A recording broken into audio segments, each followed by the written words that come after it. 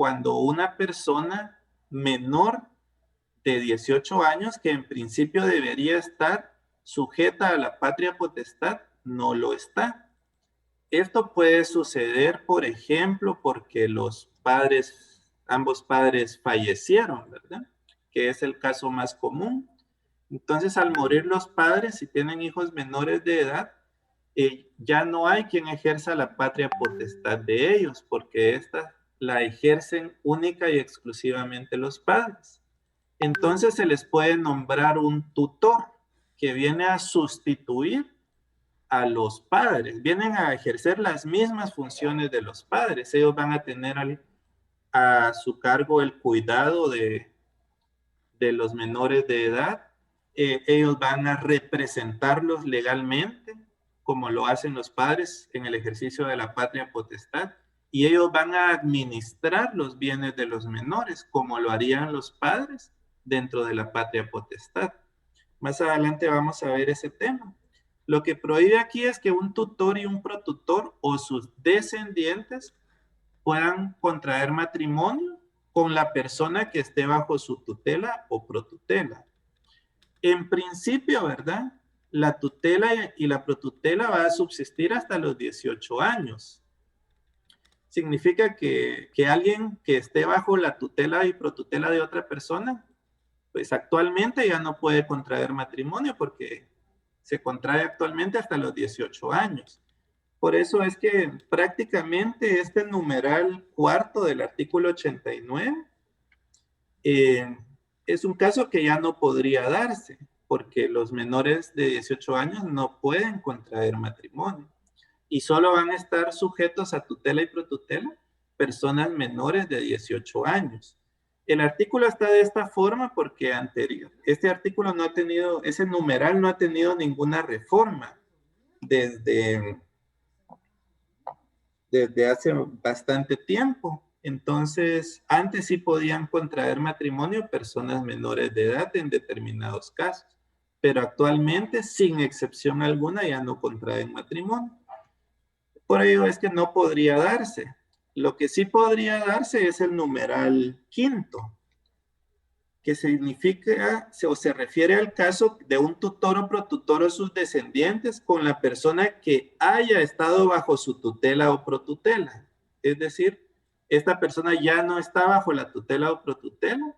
El caso común porque termina es porque esa persona ya cumplió los 18 años y ya puede contraer matrimonio.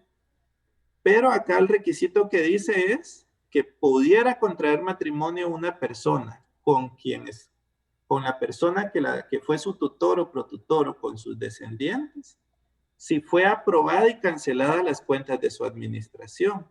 Si no, entonces sí existe este impedimento relativo. Lo que sucede es que todas las personas que administran bienes de otras personas están obligados a rendir cuentas. Si se recuerdan, hemos visto unos casos anteriormente. Por ejemplo, vimos el caso del guardador de bienes con respecto a los bienes del ausente. Él administra bienes ajenos, por lo tanto tiene obligación de rendir cuentas. Otro caso que les mencioné sería el de los padres con respecto a los bienes que tienen sus hijos menores de edad, ya que estos los administran. Y al llegar los hijos a la mayoría de edad, también pueden pedir que les rindan cuentas sobre la administración de sus bienes. Lo mismo sucede con una persona menor de edad que la ley les llama pupilos, que están sujetos a la tutela y protutela de otras personas y tienen bienes que son administrados por los tutores y protutores. Cuando estos pupilos llegan a los 18 años, también pueden pedir que les rindan cuentas su tutor y protutor sobre la administración de sus bienes. Y mientras estas cuentas no estén aprobadas, es que subsiste ese impedimento para contraer matrimonio entre ellos. Una vez aprobadas, ya no existiría el impedimento, ¿verdad? Y sí pudieran contraerlo. El otro caso del numeral sexto es de una persona que tenga hijos bajo su patria potestad, siempre y cuando ese hijo pues menor de edad tuviere bienes que son administrados por esta persona. Este debe hacer inventario judicial de los bienes de los menores y prestar garantías de su manejo. Y si lo hace, sí puede contraer matrimonio con otra persona. Si no lo hace, existiría este impedimento relativo, ¿verdad? O pues si tiene hijos menores bajo su patria potestad, pero estos no tienen bienes que deban ser administrados, pues no habría ningún impedimento. Pero si tiene bienes que deban ser administrados, para contraer matrimonio sin incurrir en este impedimento, tendría que cumplir con hacer el inventario de los bienes y garantizar su manejo, o bien que estos bienes pasaron a administración de otra persona. De lo contrario, sí habría un impedimento relativo. Y por último, hay impedimento entre el adoptante y el adoptado mientras dure la adopción. Esos serían los 4 impedimentos relativos o impidientes para contraer matrimonio. No obstante, si este se lleva a cabo, no obstante existir los mismos, pues el matrimonio va a ser válido. Pero hay sanciones para el funcionario que lo haya celebrado. Y en algunos casos para los propios contrayentes. Por ejemplo, esas sanciones para los propios contrayentes, pudiéramos ver el caso del numeral cuarto y quinto, aunque ya vimos que el numeral cuarto, aunque sigue ahí vigente, en la actualidad ya no podría darse porque ninguna persona menor de edad puede contraer matrimonio. Pero ahí sigue todavía vigente. Pero en el caso de ese numeral cuarto y quinto, del que sí podría darse en la actualidad sería el quinto, en el artículo 90, que es el siguiente, tenemos el fundamento de esto que yo les subrayé acá, de que si el matrimonio se llega a celebrar es válido. Pueden verlo ahí que indica, no obstante lo prescrito en el artículo anterior, si fuere celebrado el matrimonio, este será válido. Pueden subrayar o resaltar esa palabra que indica será válido. Y esa es la diferencia con respecto a los impedimentos absolutos o dirimentes, porque en el caso de los absolutos no es válido, ¿verdad? Es insubsistente, mientras que en el caso de los impedimentos relativos sí es válido, de conformidad con el artículo 90. Y en el caso del numeral cuarto y quinto del artículo 89, nos indica que los tutores y protutores que contraigan estos o sus descendientes contraen matrimonio con la persona que estuvo bajo su tutela o protutela sin antes haberse aprobado las cuentas de la administración, la primera sanción es que pierden la administración de los bienes y segundo es que no van a poder sucederles por intestado.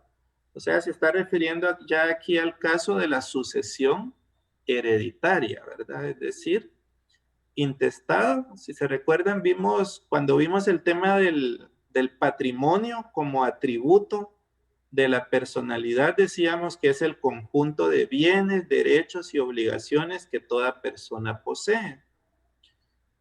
En el libro tercero del Código Civil está regulado lo relacionado a la sucesión hereditaria. Y quedamos que esa sucesión hereditaria responde a la pregunta de qué pasa con el patrimonio de una persona cuando ésta fallece. ¿Qué pasa con ese conjunto de bienes, derechos y obligaciones de esta persona cuando fallece? Estos se transmiten a sus herederos, ¿verdad? Y a eso es lo que se conoce como sucesión hereditaria. ¿A qué herederos? A los herederos testamentarios si la persona hizo testamento. Y si no hizo testamento, se dice que es una sucesión intestada y lo van a suceder los parientes que la ley llama en un orden que está regulado en el libro tercero. Pero en este caso la sanción para los tutores y protutores sería que estos no van a tener derecho a heredar a esta persona en caso de esta falleciera. A eso se refiere la última parte del artículo 90. También incluso hay responsabilidad de tipo penal. Les voy a pedir por favor que si pueden anotar para que lean posteriormente. Pueden leer el artículo 231 del Código Penal. Ahí tenemos un tipo penal que se llama responsabilidad de representantes. Voy a leer acá una parte. Nos indica: el tutor o protutor que antes de la aprobación legal de sus cuentas contrajere matrimonio o prestare su consentimiento para que lo contraigan sus hijos o descendientes con la persona que tuviere o hubiere tenido bajo su tutela, será sancionado con multa. Entonces, y ahí establece el monto de la multa. Aquí indica de 200 a 2,000 quetzales, pero sabemos que esos montos se tienen que elevar en una quinta parte, de conformidad con el decreto 2-96 del Congreso de la República, que han de haber visto en su momento o van a ver en su momento en sus cursos de Derecho Penal. Entonces hay incluso responsabilidad penal en esos mismos casos del numeral cuarto y quinto del artículo 89 del Código Civil. Incluso cuando lean su Código Penal pueden leer también el artículo 226, que se relaciona con el artículo 88, numeral tercero, cuando una persona que está casada contrae otro matrimonio sin haberse disuelto el anterior. Es un tipo penal que se llama matrimonio ilegal.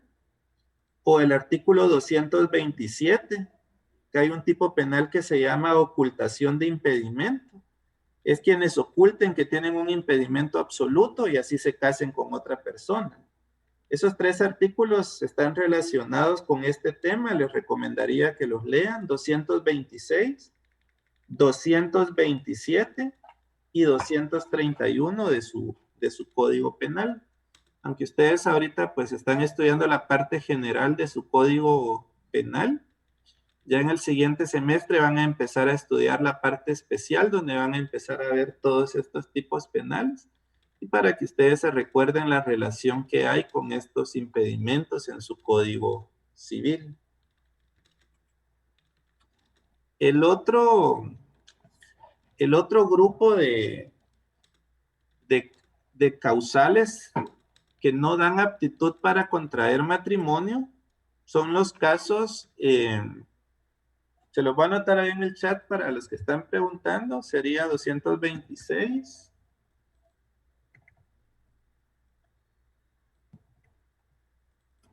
Vamos a ver.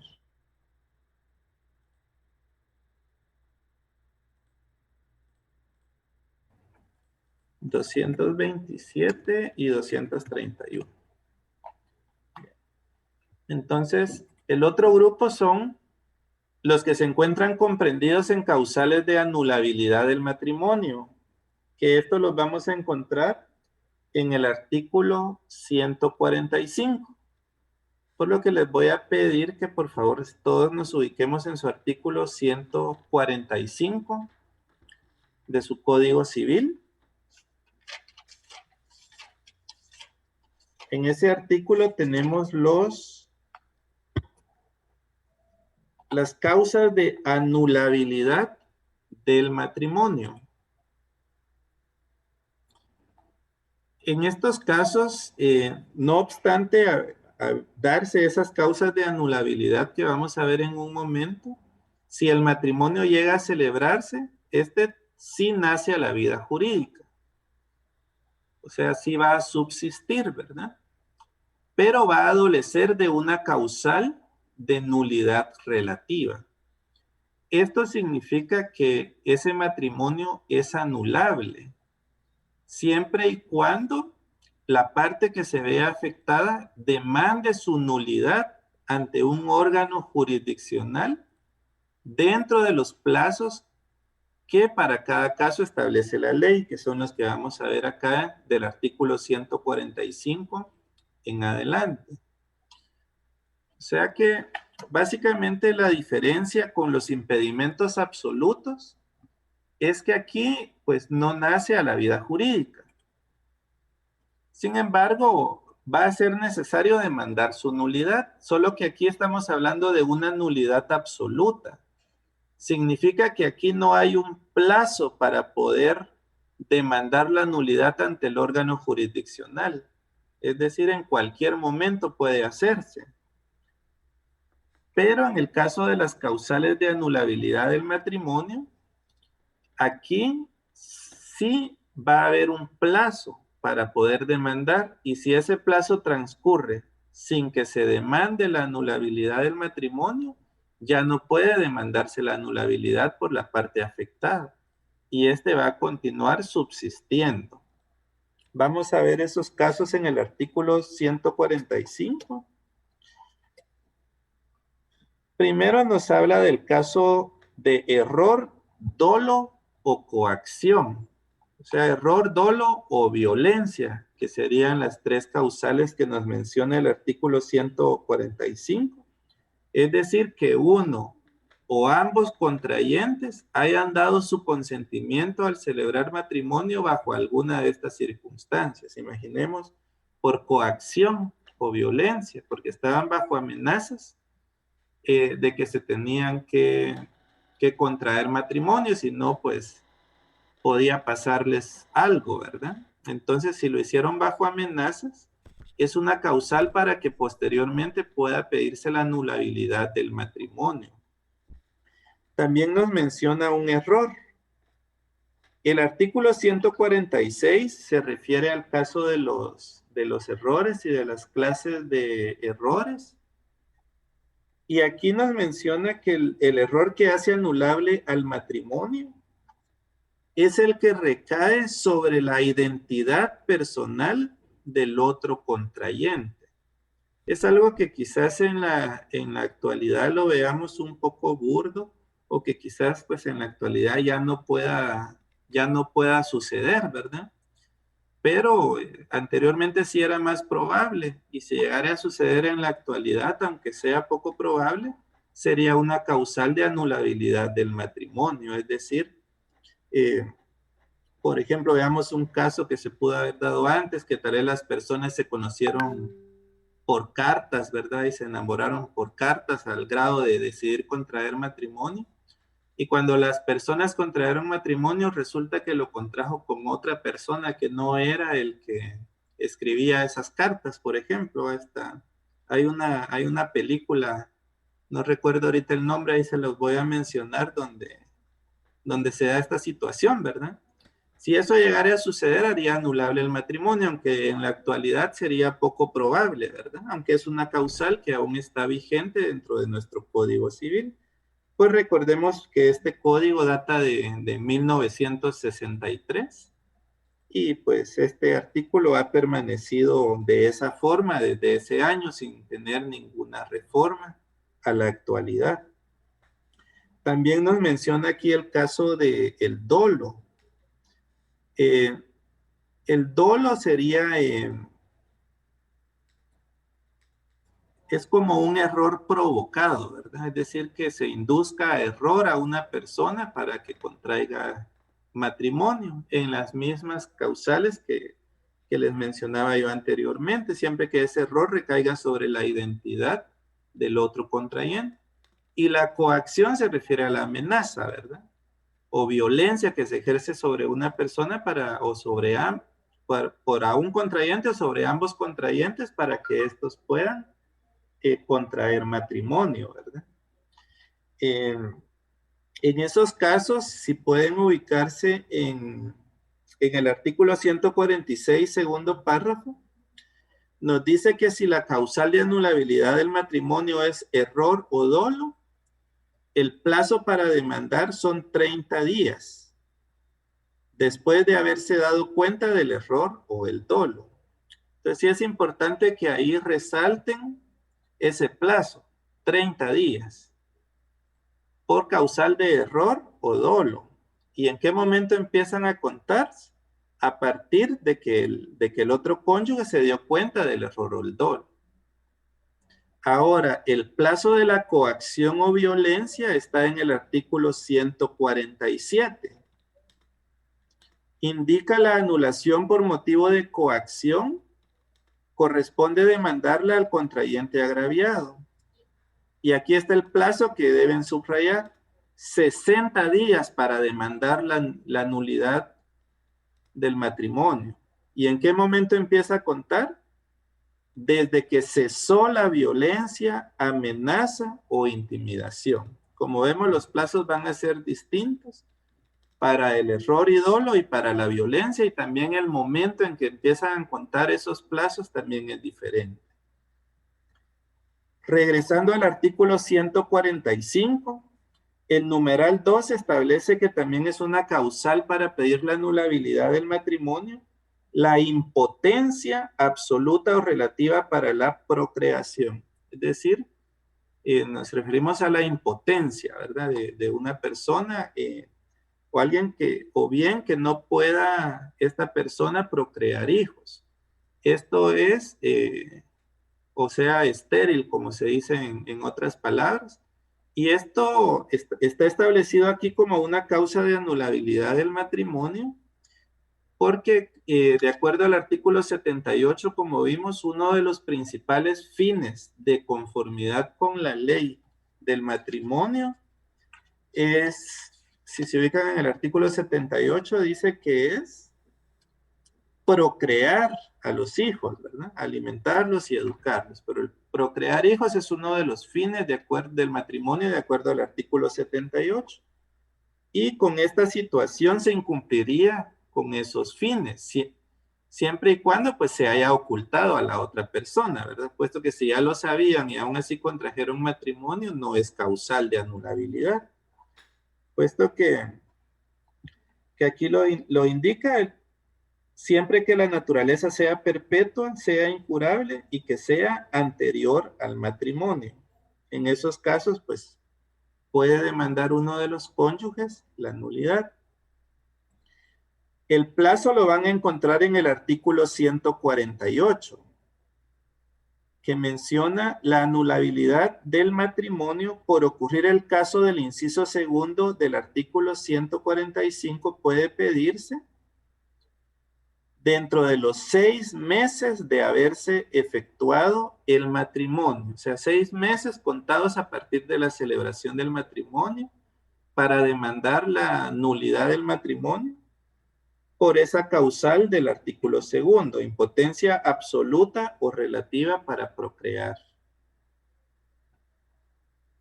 Ahí, ¿a qué se refiere, Lick? Disculpe. ¿Perdona? ¿A qué se refiere ahí a impotencia absoluta o relativa? A no poder tener hijos. A eso se refiere. Pero si ya sabía, por decirle, la mujer. Sí, ahí pues si ya sabían, pues no, nadie va a pedir la anulabilidad del matrimonio, ¿verdad? Entonces, como les decía, aquí está como causal de anulabilidad del matrimonio porque contraviene ese fin del matrimonio de conformidad con la ley, ¿verdad? Pero como yo les decía, un caso que pues hay más como se da en estos tiempos, que hay personas que ni siquiera quieren tener hijos, ¿verdad? Entonces, entonces se casan, ¿verdad? Ya saben que tal vez la otra persona pues no puede procrear hijos y se casan, pues no hay ningún problema, ¿verdad? Porque es pues de común acuerdo y nadie va a pedir la anulabilidad del matrimonio, ¿verdad? Ya que, o sea, no tendría sentido que se van a casar, ¿verdad? Para después uno de ellos pedir la anulabilidad por esa causal, ¿verdad? Pero sí se refiere específicamente a eso, ¿verdad? Por eso es que yo les daba el ejemplo que podría darse ese caso cuando alguna de las personas no lo sabía, ¿verdad?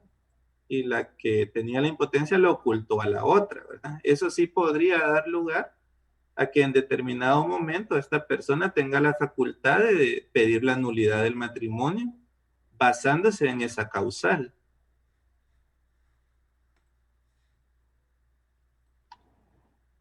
Regresando al artículo 145, tenemos el caso de las personas que padezcan incapacidad mental al celebrarse el matrimonio. El artículo 149 nos indica, perdón, el 150 nos indica que aquí el plazo para poder demandar la nulidad son 60 días, contados desde que se tenga conocimiento del matrimonio. Y quien lo puede pedir son los padres o tutores de la persona con incapacidad mental, y dice, y el Ministerio Público. Pero como ya ustedes leyeron el decreto 25-97, aquí entendemos que se refiere a la Procuraduría General de la Nación, ¿verdad? Y ya no al Ministerio Público. Les compartí ahí en el chat un link para que puedan registrar su asistencia, compañeros, de esta sesión. Pueden empezar a anotarse. Regresando al artículo 145, la última causal de anulabilidad del matrimonio es el caso del autor, cómplice o encubridor de la muerte de un cónyuge, con el cónyuge sobreviviente. Es decir, aquí están los grados de participación en el delito que van a ver ustedes en su curso de Derecho Penal 1. Que estos determinan la responsabilidad. Puede ser un autor, puede ser un cómplice, lo van a ver ustedes en su curso de Derecho Penal, o el encubridor, que este ya es un delito aparte, que se llama encubrimiento propio o encubrimiento impropio, que pues no obstante no haberse concertado con los autores o cómplices de un delito, se les ayuda después que estos cometieron el delito, ¿verdad? Entonces, en estos casos, ¿verdad? No, si aún así contraen matrimonio, puede demandarse la anulabilidad. Y en ese caso, el artículo 149 nos dice que el plazo para demandar esa nulidad del matrimonio son 6 meses, contados para el cónyuge inocente desde que tuvo conocimiento de la culpabilidad de su nuevo cónyuge. Entonces ahí vemos que para cada una de las causales que hay en el artículo 145, hay un plazo distinto para poder demandar la nulidad. Si esos plazos transcurren sin que se haya demandado la nulidad, entonces ahí sí ya se dice que ya prescribe ese derecho a demandar la nulidad y ya no podría demandarse, ¿verdad? Significaría que el matrimonio continuaría surtiendo sus efectos. Pero si se hace pues dentro de esos plazos, pues se iniciaría un proceso que tendría por objeto determinar la anulabilidad o no del matrimonio. En el caso de los impedimentos absolutos, que aquí hay una nulidad absoluta y no relativa, como en los casos que veíamos. Aquí, no obstante, no nace a la vida jurídica, pues también es necesario demandar. La diferencia es que aquí no hay plazo. Aquí no importa cuánto tiempo ha transcurrido, puede demandarse la nulidad de ese matrimonio por ser absoluta. La nulidad relativa o anulabilidad, como también se le conoce, aquí sí hay un plazo dentro del cual deben ejercitarse esas acciones. De lo contrario, si no se hace dentro de esos plazos, pues ya no podría demandarse la nulidad del mismo. Con esto, pues, terminamos ya el tema que nos interesaba, que era dar respuesta a 2 preguntas. ¿Quiénes tienen aptitud para contraer matrimonio y quiénes no tienen aptitud para contraer matrimonio? Resumido, lo tenemos básicamente en unos 6 artículos, ¿verdad? El artículo 81 y 82, relacionados con el artículo 8 del Código Civil, nos indica quiénes tienen aptitud. Y los artículos 88, 89 y 145 en concreto nos dicen quiénes no tienen aptitud para contraer matrimonio. Fuera de estos casos, quienes sí tienen aptitud para contraer matrimonio en conclusión son los mayores de 18 años que no estén comprendidos en ninguna de las causales que hay en los artículos 88, 89 y 145. Estos sí podrían contraer matrimonio entre sí. Y en el caso pues del matrimonio civil, el código establece quiénes son los funcionarios legalmente facultados para poder autorizar ese matrimonio. Por favor, se pueden ubicar en su artículo 92. Ahí inicia el párrafo 3, que se refiere a la celebración del matrimonio. Y como pueden ver en el epígrafe, nos indica quiénes son los funcionarios que pueden autorizar el matrimonio civil. Nos menciona en primer lugar el alcalde municipal. Y dice, o el concejal que haga sus veces. Porque dentro de un consejo municipal, que está integrado por el alcalde, los síndicos y los concejales, en caso de ausencia temporal del alcalde municipal, quien lo sustituye en el cargo es el concejal primero. En caso de ausencia definitiva, pues también lo sustituye, pero ya de forma permanente o definitiva, ¿verdad? El Código Civil nos dice que es el alcalde, y si el alcalde estuviera ausente temporalmente, el concejal que lo esté sustituyendo pueden autorizar el matrimonio. También nos menciona los notarios y por último los ministros de culto que tengan esa facultad. Pero aquí en el caso del concejal hay un artículo ahí relacionado que es de la Constitución, que es el artículo 49, que les voy a pedir que relacionen con el primer párrafo del artículo 92 del Código Civil. A su artículo 92 del Código Civil, primer párrafo, le pueden anotar ver 49 de la Constitución, y a su artículo 49 de la Constitución le pueden poner ver artículo 92 del Código Civil. Es importante ahí que vayan desde ya relacionando sus leyes, porque así en el futuro, cada vez que vean esos artículos, se van a recordar de cuál es el otro artículo que tiene relación. Sobre todo en casos como estos, que la relación está hacia la propia Constitución política. Y hay una diferencia porque al leer el artículo 49 de la Constitución nos indica el matrimonio podrá ser autorizado por los alcaldes, concejales, notarios en ejercicio y ministros de culto facultados por la autoridad administrativa correspondiente. O sea que la diferencia es que aquí no nos dice el concejal que haga las veces de alcalde, que da a entender que es el concejal cuando esté sustituyendo al alcalde por una ausencia temporal. No. Aquí, aunque esté el alcalde en la municipalidad, también puede ser el alcalde o puede ser el concejal quienes autoricen el matrimonio, ¿verdad? Entonces serían 4, ¿verdad? Aunque el epígrafe del artículo 92 del Código Civil dice funcionarios que pueden autorizar el matrimonio, yo les hice ahí una anotación que en el caso de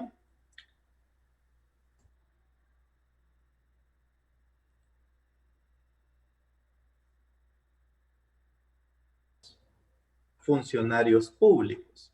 Los únicos que serían funcionarios públicos sería el alcalde municipal y el concejal.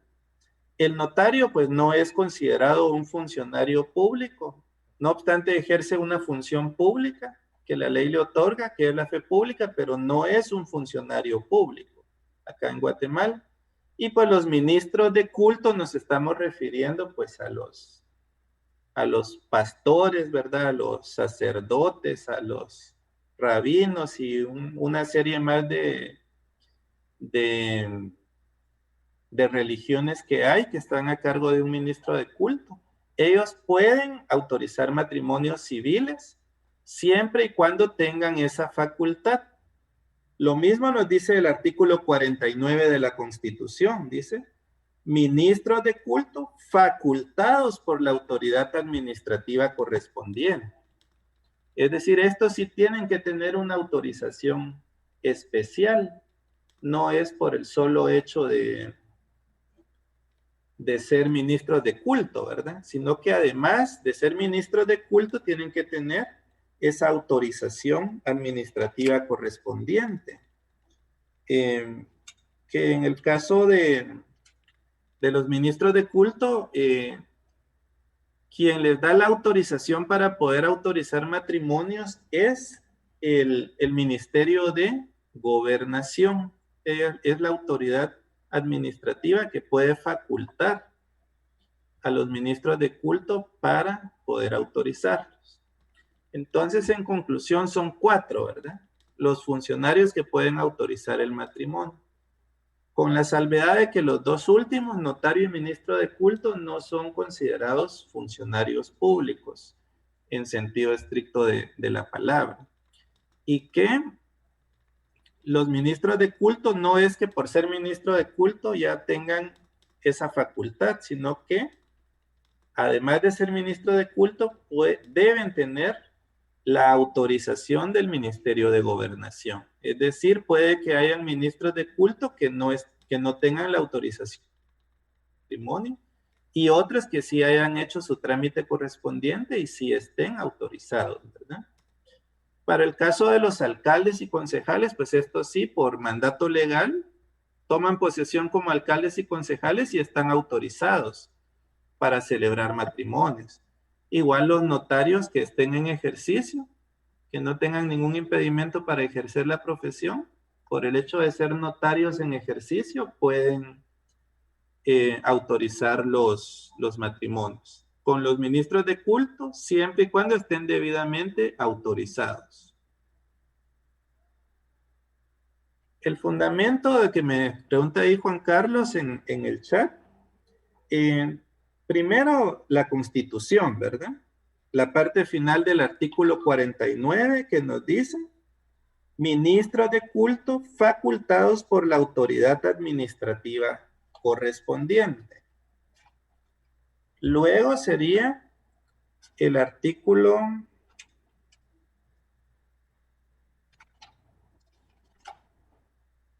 92, segundo párrafo del Código Civil, que nos menciona también, el segundo párrafo, también podrá autorizarlo el ministro de cualquier culto que tenga esa facultad otorgada por la autoridad administrativa correspondiente.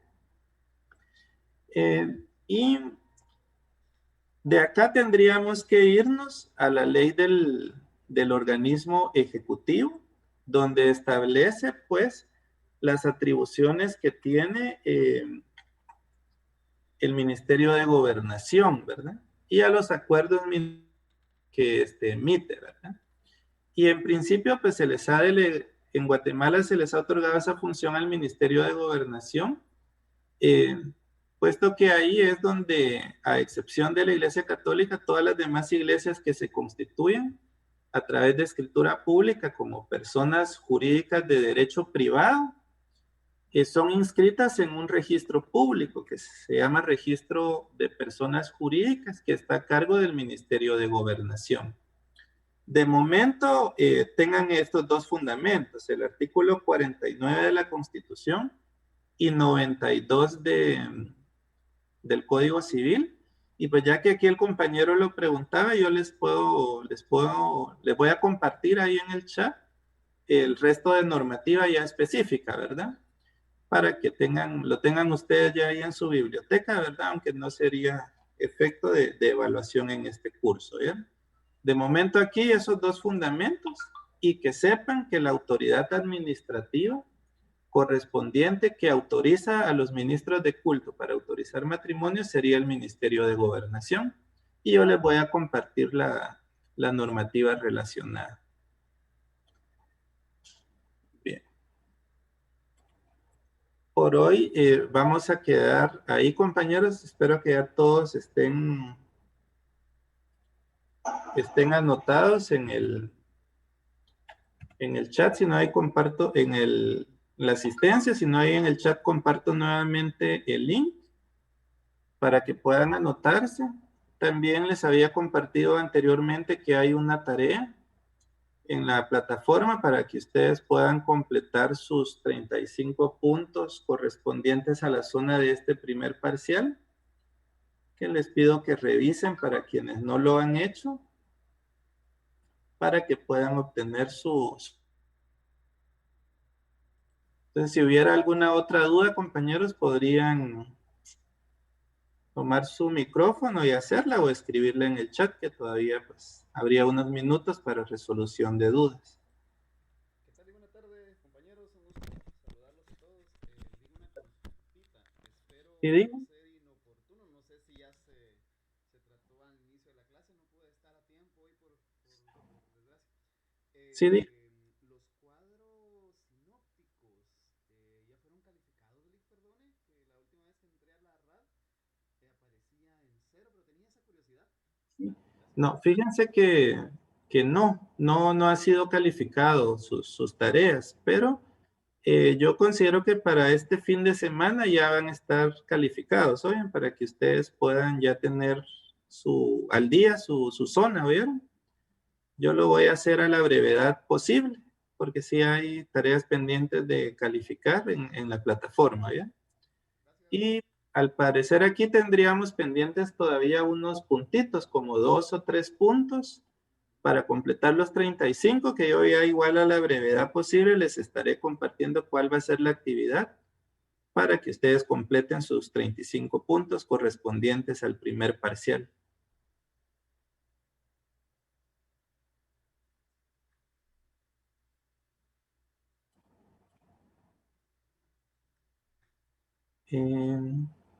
Bueno, con la pregunta que hace ahí Marilyn, las definiciones pueden ser las que tienen ustedes en sus propios materiales, ¿verdad? En las presentaciones que se han compartido o incluso las que están en la propia ley, ¿verdad? Esa sería de preferencia, ¿bien? Las definiciones que ustedes coloquen de su glosario, las que vimos en clases, que están en sus presentaciones y están en su ley, ¿verdad? Es decir, no coloquemos, por ejemplo, no busquen los conceptos en internet y les den copiar y pegar, ¿verdad? Sino que deben usar los conceptos legales, que hay algunos en la ley, y los que no, los que están en la presentación que yo les compartí hoy.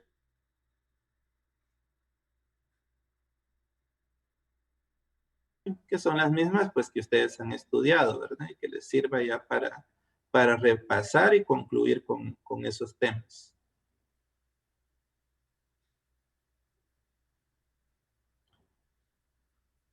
Si no hubiera otra pregunta, compañeros, quedaríamos ahí por el día de hoy. Les deseo una buena tarde. Feliz tarde, Lick.